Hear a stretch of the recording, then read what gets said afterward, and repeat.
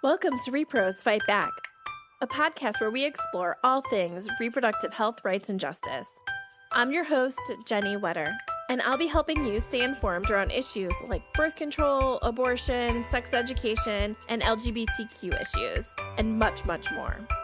Giving you the tools you need to take action and fight back. Okay, let's dive in. Hi, rePROs. How's everybody doing? I'm your host, Jenny Wetter, and my pronouns are she, her. So I'm super excited for today's episode. Not only do I get to talk to the co-host of one of my favorite podcasts, Cancel Me Daddy, we're finally getting to talk about all of the attacks on trans rights that have been happening at the state level. So since today is kind of a heavy episode, I figured I'd do a lighter intro. So maybe just catch you up on some of the things that I've been doing that are fun and nothing serious. So, I'm still continuing my adventures in baking. I don't know that I've tried anything new since I've talked to y'all. I think the most different thing I made recently was a big pan of cinnamon rolls that were delightful. Otherwise, I'm kind of sticking to bagels and bread and kind of that area, or muffins. I haven't attempted a new recipe in a while, so I guess maybe I'm due sometime soon. I'll have to think of one. I don't know what yet, but I will figure out something to tackle. I need to start a new sourdough starter because I managed to kill mine. It's hard because, it's not like I make sourdough a ton, but I really loved using it for sourdough English muffins, and I killed my starter, so I guess I need to start over. Anywho, it had a good life. It lived well for 2 years until it died from neglect. My bad. Let's see here. Anything else exciting? Ooh, I watched it right away. I watched Turning Red from, I think, Pixar, right? I think it's a Pixar. It was so cute, y'all. It was so great to see a young girl's story and it getting into talked about menstruation came up, and it was just adorable. I loved it. I will definitely watch it again. And she turns into a giant red panda, and I love red pandas. They're so cute. And I think one of my favorite things about them is when they get scared, they stand up and put their front paws up. So they big and scary, but somehow they just manage to look so much cuter. Anyway, she does that in the film when she gets scared as a red panda. And it made me laugh. It's so cute. So I highly recommend it. I loved it a lot, and you should definitely check it out. Let's see here. I don't know that I've listened to any new podcasts. I have a very heavy rotation of podcasts I listen to. Like I mentioned at the top, I definitely always listen to Cancel Me Daddy. I love that podcast.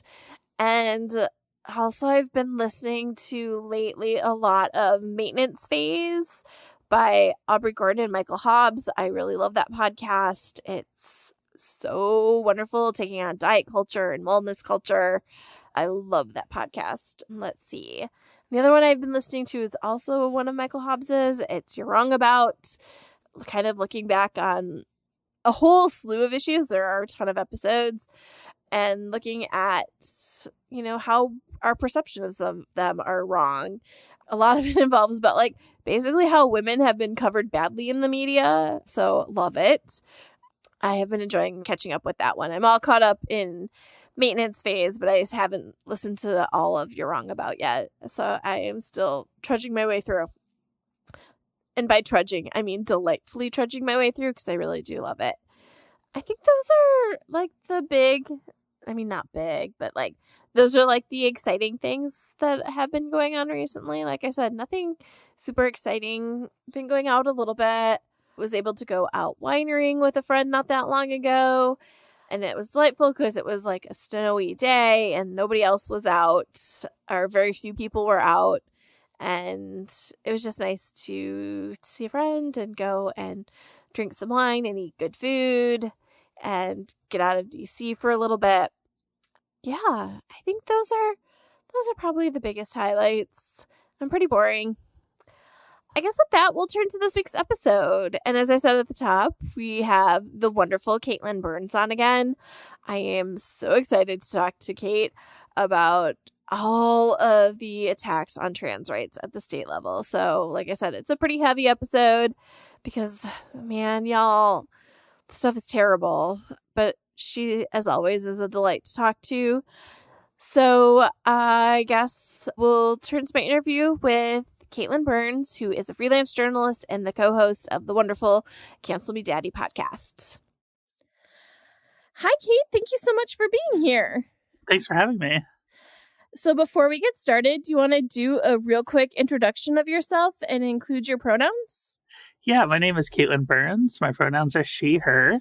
I was the first openly trans Capitol Hill reporter in U.S. history. Currently, I am a columnist for MSNBC and a freelance journalist, and I am the co-host of the podcast Cancel Me Daddy, which I love and always listen to. I mean, I always read your stuff too, but I really love your and Oliver's podcast. We have a lot of fun with it. It's very so topical.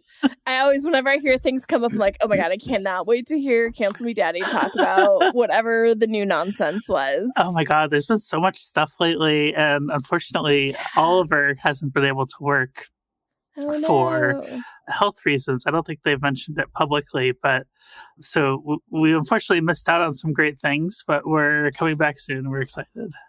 Good. Well, I'm very excited to have y'all back when you come back. Okay. Unfortunately, we have to turn to the horrible things now. We can't just talk about your podcast, although I would love to. And there's just been so much anti-trans nonsense. Yes. So I figured we would kind of dump it into a couple different buckets of nonsense instead of doing like state by state or anything like that, because it's too much to do state by state. Yes. So I guess the first bucket has been, there has been a lot of things around banning books or making sure that classrooms can't talk about LGBTQ people. Do we want to talk about kind of that strain of attack that we've been seeing?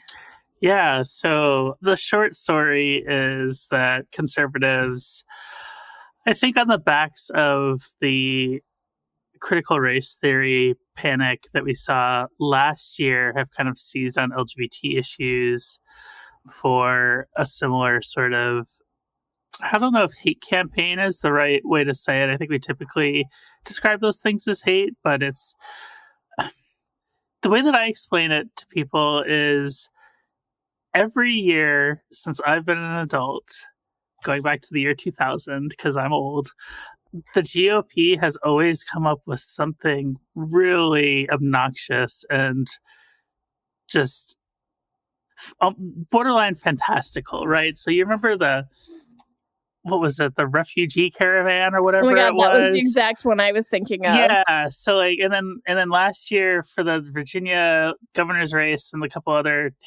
smattering of other races that were run last year was the critical race theory and the trans bathroom stuff. In 2004, when W. Bush was running for re-election, they of course had all those referendums on marriage equality. It's like, this is the one that I think is the closest to that sort of bullshit. What can we do to whip our right-wing base into a fury? And this is the latest thing, is this banning books. And it's really, I think it's been quite scary for LGBT people who aren't trans, because I think that cisgender gay people and lesbians and bisexuals kind of thought they were in the clear from being targeted by the right wing. I never really believed that, but what you're seeing is sort of a pivot where, yes, anti-trans sentiment is driving this. If you listen to Governor DeSantis in Florida when he's at his signing ceremony for the Don't Say Gay bill, he's talking about trans people and gender ideology and making sure it doesn't spread in schools. But make no mistake, it's not just trans people that they're targeting. I actually think it was a mistake to call it the Don't Say Gay bill, and I think it was another example of sort of the quote-unquote big gay rights movement brushing aside the underlying transphobia of these things to sort of protect their own, if you will. I'm not sure I'm making a whole lot of sense on this, but we can talk a little bit about sort of the origins and how this came to come about, because I think it's directly tied to the anti-trans movement. Sure. So what you saw over, I want to say the last 3 years or so, is you saw a lot of anti-trans pundits like Abigail Schreier and some others who I refuse to name, who really came out strong with this theory that there were trans kids who were turning trans because of peer pressure or some sort of social contagion. And what ended up happening was conservatives, as they do with every issue, they see this one little glimpse of this theory, which was made up bullshit to begin with, but they run with it and they seize on it and they take it way too far. So now what you have is this entire movement trying to ban book with any mention of trans identities or trans kids. They're extending it into classroom discussion now. And they're saying, we want to stop this social contagion, and this is the best way to do it.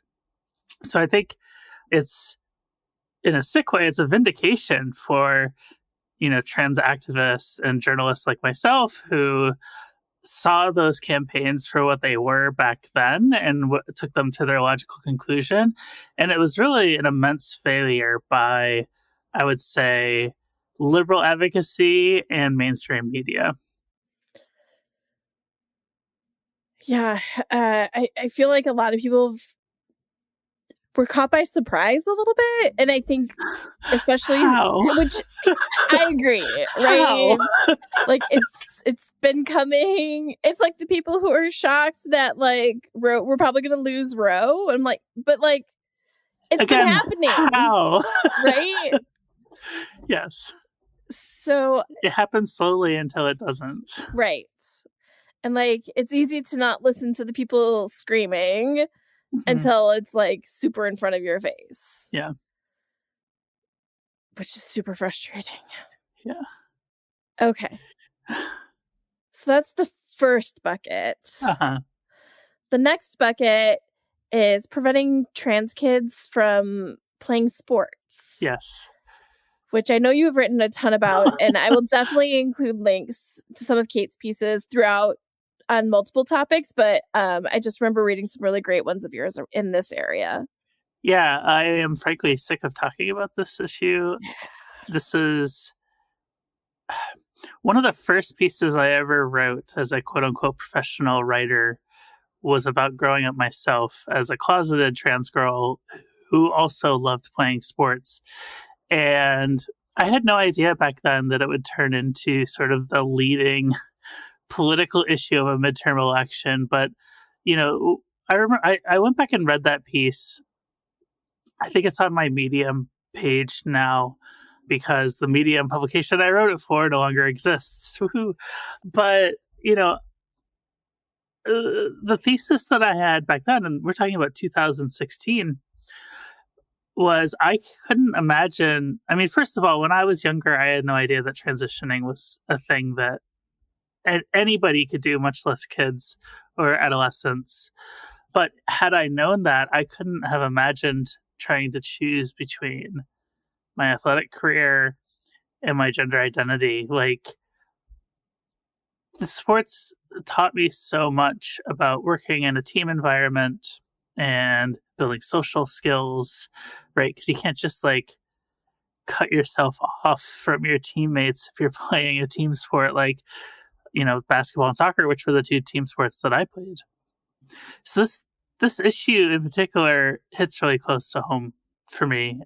And I also think it's the one that people are frankly most ignorant on. Yeah, I've definitely had people, asking me for clarification around it who would definitely understand it like once it's explained to them. But when they like first hear it, they're like, oh, yeah, no, that. Okay. And I'm like, no. Like, that's no. And like, need to like break it down. And then they're like, oh, yeah. Okay, that makes sense.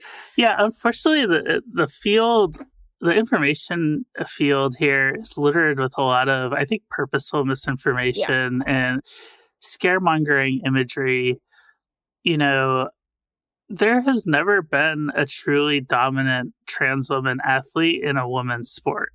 And that's going to be a tough pill for some people to swallow because they look at Leah Thomas and they go, well, she won every race that she swam at this year. Well, no, that's not true. She lost a bunch. Also, she's in the Ivy League, which is not the highest like competition that you can get in NCAA Division One. And then when she got to the national meet, she was not the most standout swimmer in any way, sense, or form. There's a UVA swimmer that broke like 8 NCAA records at the same meet, but nobody talks about her. They're just talking about Leah Thomas. I think that part of the problem is that if you just take people off the street who have never met a trans person, right? Like, they would say, oh yeah, of course men generally are better athletes than women, which is true. Like, there are no trans people who deny that. The point that I keep coming back to is once trans women start hormone replacement therapy, there are very real changes that happen to our bodies. And they all contribute to making us significantly less athletic. If you look at Leah Thomas's times from when she was a freshman in college to now when she's a senior, her body matured for 3 years. And you would think that 3 years of having a college workout would make you faster. No, her times dropped significantly. Like, in her best event, she got 15 seconds slower. And that's all because of her hormone replacement therapy, despite all of the hard work that she had, maintaining her athletic ability. So we know for a fact that trans women lose a significant amount of athletic ability. So all I've ever asked is that if you're using data to look at your trans sports inclusion policy, the data has to compare trans women's bodies with cis women's bodies. And often what you see is the anti-trans side will just say, oh, well, there's this underage 14 soccer team that beat the U.S. women's national team. Of course, women can't compete. And it's like, well, no, those are cisgender boys, right? None of them have trans bodies. Or they'll say, oh, well, men are always 10% faster than women, but they're comparing cis versus cis. And I'm just saying, include trans women's bodies in this.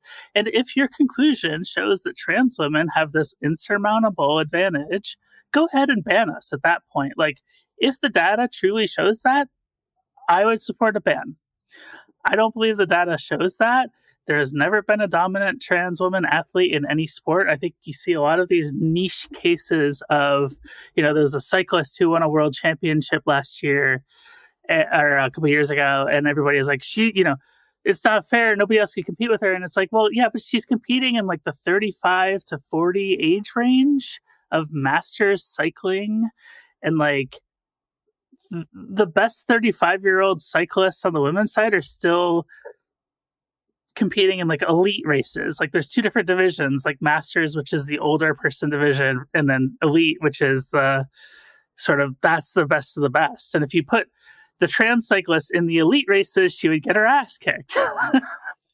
And you had, an Olympic weightlifter, and everybody's going, this is not fair. She's just going to win because, she's a man, or blah, blah, blah, blah, blah. And she finishes last. She doesn't even get her weight up at all to begin with. And it's like, everybody needs to calm down, because every time there's a new panic with a trans athlete that's supposedly going to take over a sport, it never works out, right?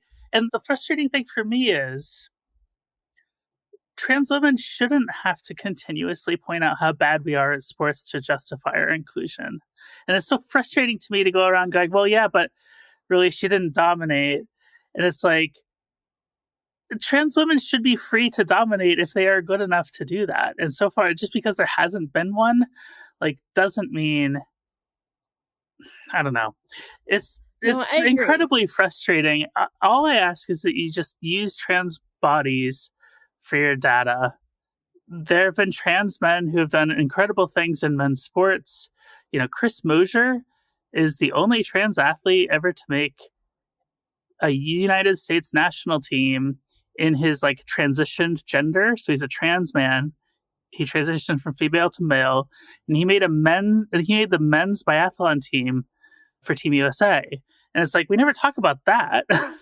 Well, that's what I was No just trans gonna woman say. has done that. And it's like, hello, something's going on here that people, I think, are missing. I want people to look at those things, but people are so set in their ways.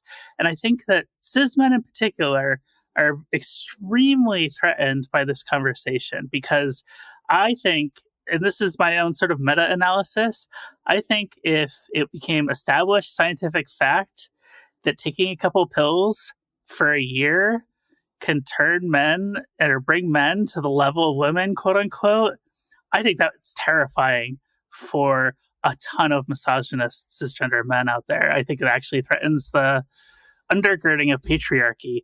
And I must sound like a lunatic when I say this, but I think that there's something to that. And they just cannot, they refuse to look at facts when their very existence is under threat like that. Well, it's also just the patriarchy of it all. I think you really like laid your finger on it. Is like, look at the bill signings, and it's all these white girls who are at those preventing trans kids from playing sports. It's creepy. It's really kind of creepy. And like, you're right. They only focus on trans women playing sports and not trans boys. Like, it's all the patriarchy of it. And like, we need to protect the girls. And like, you know what?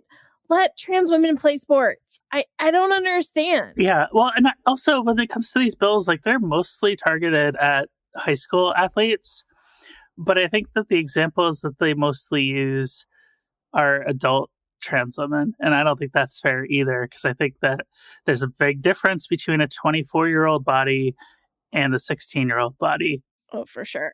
So again, like, I think this is overreach on their part. I think this is a solution in search of a problem. I realize that I probably hold a minority opinion if you polled everybody in the United States, but I just want people to look at the facts. And I think it kind of goes back to that first thing we said. It's so just the lack of familiarity and like having a deeper understanding of these issues. It's like new and scary. Yeah, there's another part of this too, where like, I think pictures, like still pictures, drive a lot of the discourse on this.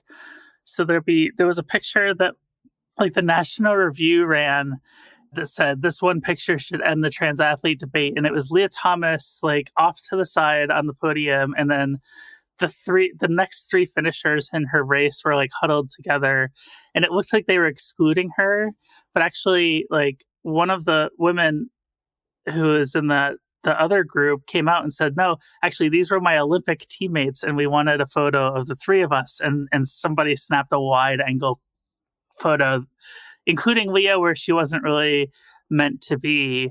And those swimmers, each of them have come out and said, like, we support Leah's right to compete against us, right?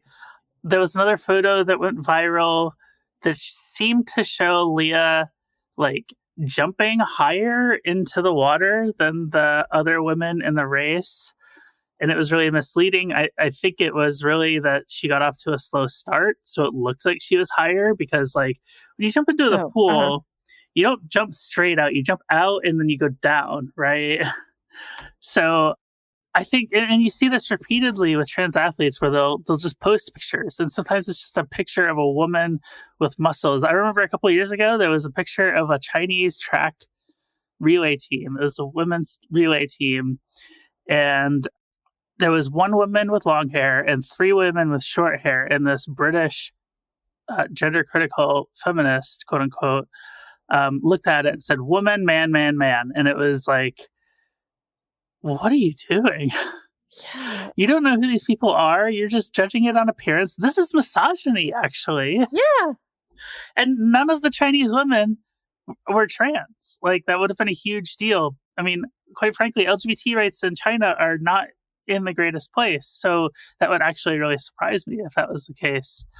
But I just want people to just take a deep breath, step back, read a broad range of perspectives, look at the actual data involving trans bodies.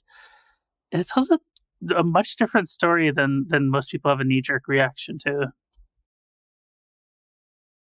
Okay. I'm so I sorry for the so rant. wish, no, you are fine. It needed to happen. But I'm just like, oh God, I wish we were done. I wish that was all we Oh, no. had. But wait, there's more. I know, right? Oh God. Okay. So the next bucket, because of course there's a next, Mhm. is banning gender-affirming care for young people. Yes. Which, We've again, talked about this Jesus, before. Jesus Christ. Yeah. Okay. Deep breath. Okay. Let's talk about this So, bucket. relevant to the topic of your show, I think this is the area where repro folks and trans people have the most synergy because, and I'm somebody who's obviously covered both repro and LGBT rights for a long time. The gender affirming care bans are I mean, they're certainly implemented by the same people, Yeah. and often in very similar ways. I'm going to use Texas as the example because that's the one that's been in the news. Yep. But the governor there. So, okay. The background on this is the Texas legislature over the last couple of sessions have tried to implement a gender affirming care for minors ban, and they have not passed it yet. And so what you see is the ultra conservative activist base in Texas is really unhappy with Texas Republican leadership because they want this ban in place and they keep failing to pass it. So Governor Abbott and his lackey, Ken Paxton, the attorney general, they're both facing primary challenges this year, or they both face them. And they were facing off against candidates that were even further to the right than them. And the biggest issue was this lack of a ban on trans care for kids.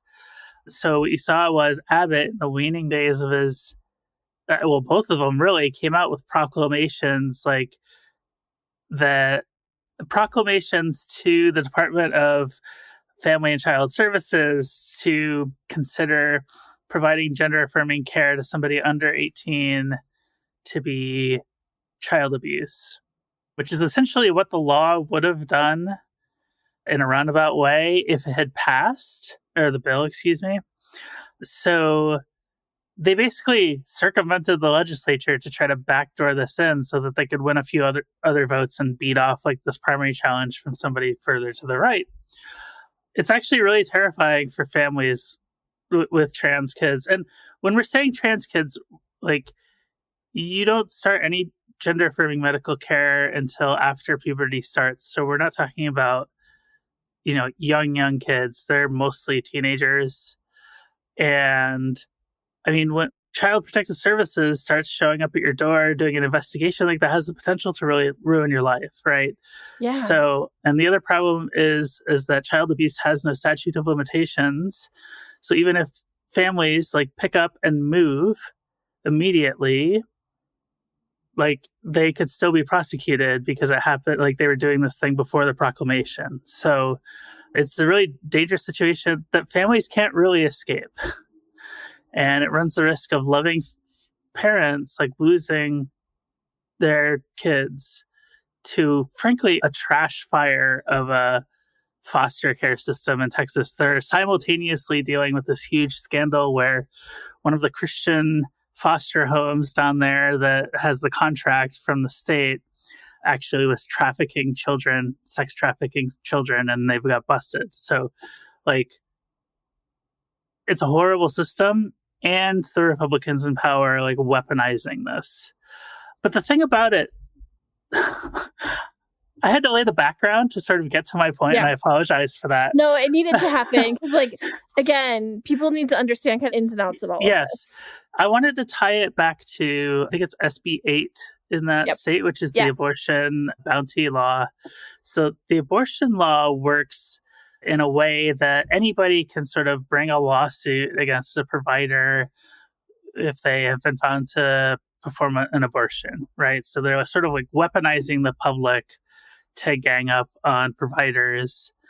The trans care directive works in a slightly different but also very similar way, in that anybody can report parents for child abuse. That's how the system works.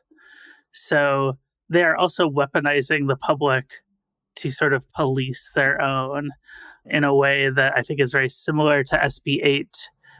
I think it's somewhat easier, actually, to end up reporting people to DC, to Child Protective Services than it is to bring a lawsuit against an abortion provider. So in a lot of ways, they've like hypercharged SB 8 and then pointed it at trans kids.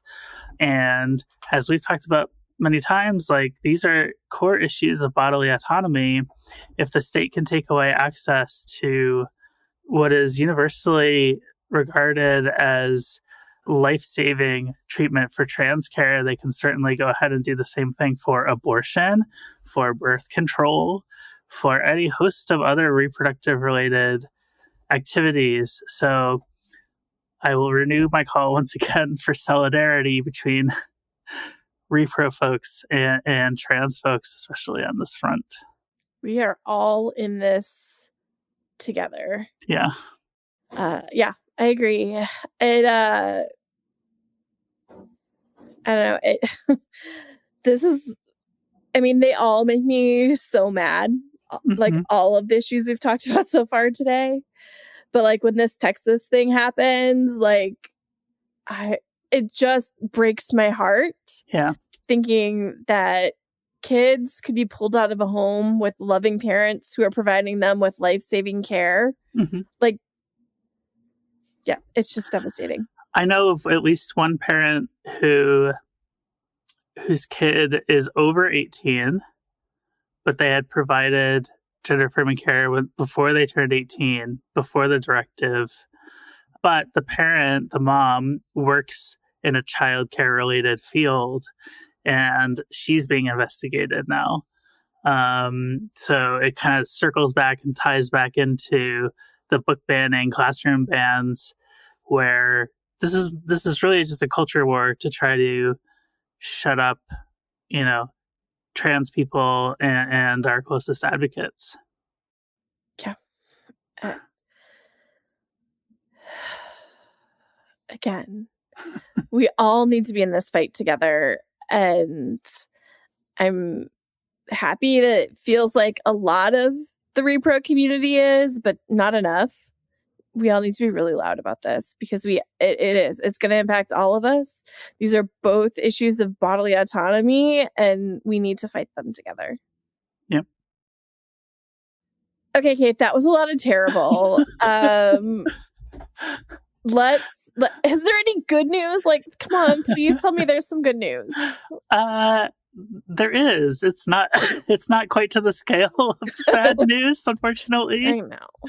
Something that I am personally very happy to see. So yesterday, we're recording this the day after Trans Day of Visibility, and the White House actually had a series of really meaningful policy rollouts on TDOV that I'm excited about. The one I'm most excited about, so among those are people can now get an X as their gender marker on their U.S. passport, which is a huge deal. And we're not the first state the first country to do this, but it's a really fantastic thing for non-binary people.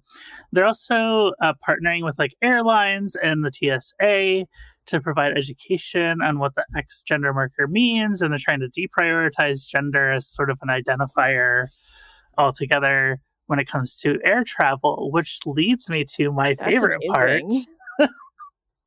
the TSA change.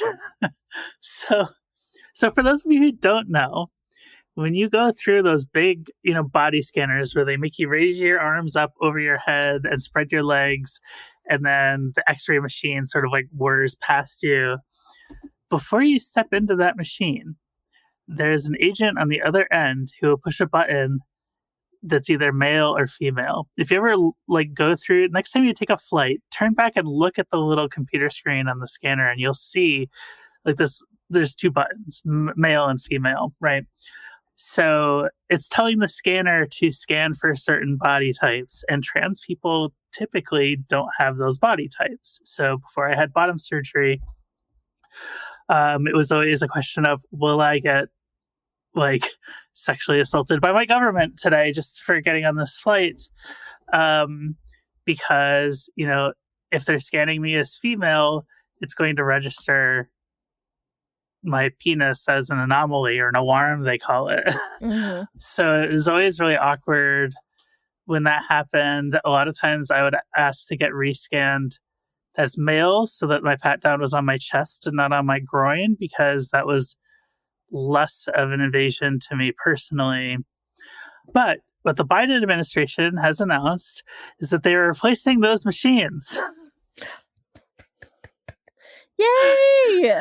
So they're replacing them with machines which are not gender dependent, which are supposedly more accurate than the current scanners, and with the goal of producing fewer alarms for trans people, which is something that we've frankly been asking for since the scanners came out. Like, there were articles literally the week that the scanners came out about trans people like getting harassed, and there have been several high profile incidences of trans women who were, not just singled out for pat downs, but also brought to the back.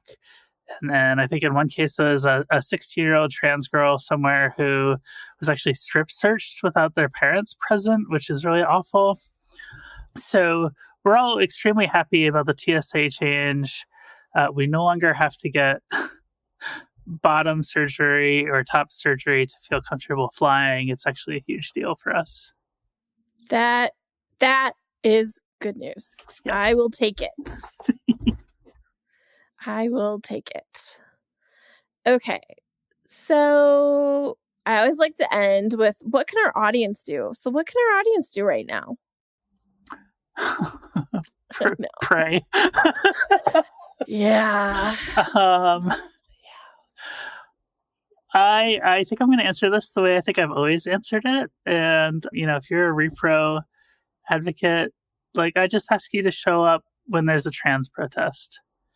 I've told this story before, but, being based here in DC, I end up covering a lot of protests. And when I go to a repro protest, I see, trans people and trans advocates there. And when I go to a trans, a rally for trans rights, it's just trans people there. And it's been my goal for a very long time to have that not happen anymore. And I just, if you show up, we see that, and that's a big deal. We also notice when people don't show up, and it really genuinely makes a big difference in our psyche. Yeah. It's one of the things I miss about going into my office, because I have not been in there for 2 years, is going to all of the rallies at the Supreme Court for all of the things. Because as Kate knows, our office is literally right behind the Supreme Court. So I always kind of felt like I would be going out of my way to not go. There was always a security guard at the Supreme Court that I would wave to when I was coming to your office to record. Yeah. Yeah. Always go there. I mean, and I always, the other thing I do not miss as much, yeah, I'll say it, is, so I would walk down 2nd Street to our office, and I seem to be on the same schedule as when that Catholic church would get out. Oh, no. So I would run into Justice Thomas not infrequently on my way. And I always had a really good knack for running into him and having to wait on the corner before the Supreme Court with him on big decision days or big argument days. No. And don't say, all the things going through my head of you can't say it. You can't say it. You can't say any of the things that you're thinking. So many times, Kate. So many times. I remember when Obergefell was being argued, I was the only trans woman in the media section. Uh-huh. I had to pee the entire time. Oh, God. And all of the arguments were about where trans women should go to the bathroom. And I'm just help? Oh my God. No, it didn't help at all. I was freaking miserable. Ugh. Yeah. So anyway, what we're saying is show up, go to the rallies. I try to go when I can. Sometimes you have to make sure you're getting on the right list. Yeah, I think that's a big thing. Because sometimes I find out later. Yeah. I think Human Rights Campaign is a good one, especially if you're in DC. They do a lot of stuff around DC. Yeah. Yeah, I got to make sure I get on all the right lists because I don't always know until after. But They're the big ones one, I know think. about, I go to. Okay. Well, Kate, thank you so much for being here. As always, it was a joy talking to you about terrible, terrible things. Thank you for having me. Okay, y'all. I hope you enjoyed my conversation with Kate. I had a great time talking to her, as always. There's so much going on, and just don't forget, even if your passions are in repro, that this fight over bodily autonomy and trans rights is our fight too, and we need to be in this fight with the trans community. We're all going down together if we do not fight together. So with that, if you have any questions or a topic you would like me to cover, always feel free to shoot me an email. I'm at Jenny, and that's Jenny with an IE, at reprosfightback.com, or you can reach out to us anytime on social media. We're at Repros Fight Back on Facebook and Twitter, or Repros FB on Instagram. Otherwise, I will see y'all actually next week with a special bonus episode for Black Maternal Health Week. For more information, including show notes from this episode and previous episodes, please visit us at our website at reprosfightback.com. You can also find us on Facebook and Twitter at Repros Fight Back, and on Instagram at ReprosFB. If you like our show, please help others find it by sharing it with your friends, and please rate and review us on Apple Podcasts. Thanks for listening.